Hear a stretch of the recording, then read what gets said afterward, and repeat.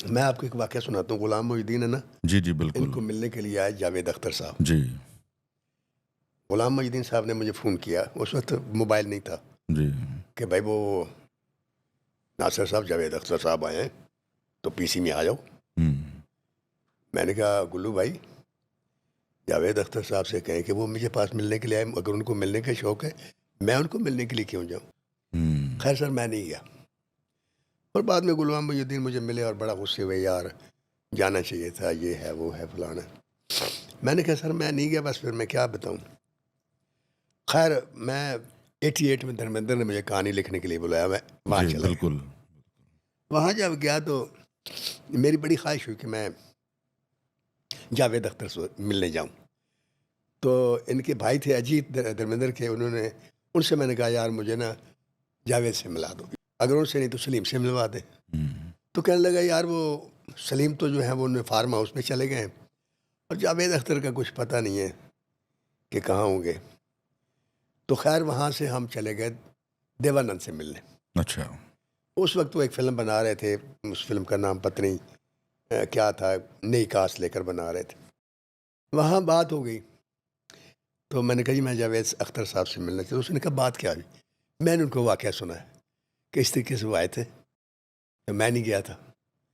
तो मैं उनको ये बताना चाह रहा था उनसे मिलने जाके कि आप बम्बई से 1400 किलोमीटर का सफ़र तय करके जहाज़ में तो लाहौर पहुँच गए। हुँ, 5.5 किलोमीटर वहाँ से मेरा घर है। हुँ, अगर आपको मेरे से मिलने कितनी शौक है, टैक्सी पकड़ते वहाँ जाते। हुँ। मुझे कहते मैं गाड़ी भेज देता। तो वो नहीं आए। तो उसने कहा अपना देवानंद ने, कहता भाई वो कैसे आते, वो बहुत बड़े राइटर हैं। मैं कहा सर वो मेरे से छोटे राइटर हैं। अब ये जो मैंने बात की तो थोड़ी देर के लिए सर वहाँ काफ़ी लोग बैठे हुए थे। जी। वो सबको वो जैसे इंटरकट में कलम गड़म गड़म टर्नें नहीं आती, सबने मुझे जी। देखा। तो कहने लगे भाई आपने बहुत बड़ी बात कह दी। हुँ, मैंने कहा देवर जी मैंने बड़ी बात नहीं की। आप मुझे ये बताएं कि एक वज़न जो है ना 2 आदमी उठाते हैं। हुँ। एक वज़न वही एक आदमी उठाता है। सही है। उनमें से ताकतवर कौन है? पहला सवाल तो ये मेरा आपसे। हुँ। कहते भाई ताकतवर तो ये नहीं जो अकेला अगर उठा लेता है। तो मैंने कहा सर वो 75 से 2 आदमी हैं ओह हो, हो! और वो लिख रहे हैं और मैं 75 से अकेला आदमी लिख रहा हूँ। ओए होए होए! ठीक है? मैंने कहा उनके जो मकालमे हैं शोले में बहुत मशहूर हुए, नो डाउट। दीवार में भी चंद मकालमे थे, वो भी बहुत मशहूर हुए, नो डाउट। लेकिन उनके मकालमे मुझे ये बताएँ कि आपके थिएटरों में बोले जाते हैं? वाह! आपके टीवी टॉक शो में बोले जाते हैं? ओए होए होए! आपके लीडर बोलते हैं? हुँ, आपका प्राइम मिनिस्टर बोलता है? बिल्कुल। आपका सदर बोलता है?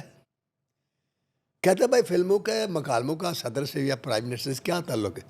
मैंने कहा मेरे मकालमे पटवारी से लेकर ज़रदारी तक बोलता है। वाह, वाह, वाह, वाह, वाह! क्या बात है, क्या बात है! मैंने कहा एक बात, मैंने कहा दूसरी बात, जावेद अख्तर जान निसार अख्तर का बेटा है, टॉप का शायर, जी। मजाज लखनी का भांजा हुँ, है। वो भी टॉप का शायर है।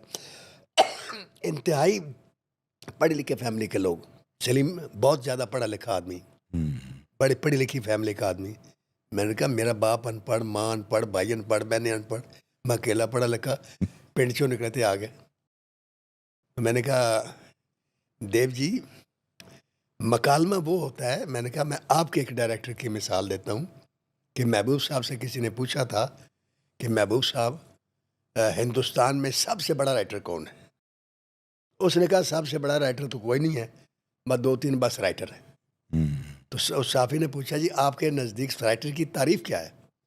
उसने कहा राइटर की तारीफ़ ये है जो अपनी फ़िल्म में 3 जुमले लिख लेता है उसको मैं मुकम्मल राइटर मान लेता आय हूँ। हाय! तो साफ़ी ने कहा सर फ़िल्म में तो इतने मुकालमे होते हैं, 3 मुकालमों से क्या मुराद है? कहता है 3 वो मुकालमे जो इससे पहले ना आए हों और लोग घरों में फिर बोलना शुरू कर आय दें, हाय हाय! वाह, वो वाह! 3 मुकालमे। हुँ, तो कहता है जी कौन लिखता है? इसने कहा हिंदुस्तान में एक भी राइटर नहीं है जो 3 हुँ, मुकालमे लिखे। कहता है फिर? कहता है अली रज़ा काज़मी हुँ। और वजाहत मिर्ज़ा चंगेज़ी कभी-कभी 2 जुमले लिख लेते हैं वरना सब एक मकालमा लिखने वाले लोग हैं। तो मैंने कहा देव जी मेरी कोई फिल्म अल्लाह की रहमत से ऐसी नहीं है जिसके मकालमे लोग घरों में लेकर ना आते। तो फिर ये जब बात की तो फिर वो मान गए। फिर उन्होंने कहा, मैंने कहा जी सबसे बड़ी दलील अब आपको देता हूँ। जी। कहता जी, मैंने कहा सलीम जावेद के पास हीरो था अमिताभ बच्चन। अमिताभ बच्चन। क्लर्क भी अच्छा लगता है, हाँ। अमीर भी अच्छा लगता है, गरीब भी अच्छा लगता है, एंग्री यंग मैन भी शराब अच्छा। भी अच्छी लगे वो अच्छा हाँ। लगता है, अंग्रेजी यंग मैन भी लगता है, जी। डांस करते हुए अच्छा लगता है, हाँ। डांस ना करे अच्छा लगता है। हम्म, हर रोल में वो फिट हो जाता है। क्या बात है। मैंने कहा मेरे भाई, मेरे पास जो हीरो था ना, एक रोल सिर्फ कर सकता था, और वो रोल की बुनियाद क्या होती थी? मैं तनु नहीं छड़ांगा। हाय हाय हाय। जुल्म होता था उसके ऊपर, या उसके मोहल्ले में, जी। या उसके किसी वारिस पर, या उसकी ज़ात पर, या दोस्त पर, उसका इंतकाम लेता था वो। हम्म, सारी ज़िंदगी यही करता रहा। और मैंने खुद कहा हम्म, कि 18 साल मैंने एक कहानी लिखी, हाँ। और 18 साल वो कहानी सुपरहिट रही। जी। तो मैंने कहा सर, मेरा हीरो जब सखी बादशाह में फौत हुआ, मर्डर हुआ, उस वक्त भी कब्र में उतर रहे थे, 14 कैमरे उसको शूट कर रहे थे। बिल्कुल बिल्कुल। मैंने कहा अमिताभ बच्चन 7 साल से ज़्यादा नहीं चला सके ये 2 राइटर। ऐसा ही है, ऐसा तो ही है। मैंने कहा बड़ा कौन हुआ? इतनी बड़ी इंडस्ट्री। और इंडस्ट्री इतना, मैंने कहा मेरा तो रोल ही एक करता था आदमी। बिल्कुल। एक रोल में मुझे किसी को 25 साल करके दिखाए तो सही। वाह वाह वाह। तो मैंने कहा ये मेरे अल्लाह की अता है। जी। तो इसमें मैंने कहा जो रह गई मकालमों की बात, तब मैंने कहा लोगों के और मेरे मकालमे में बड़ा एक फ़र्क है।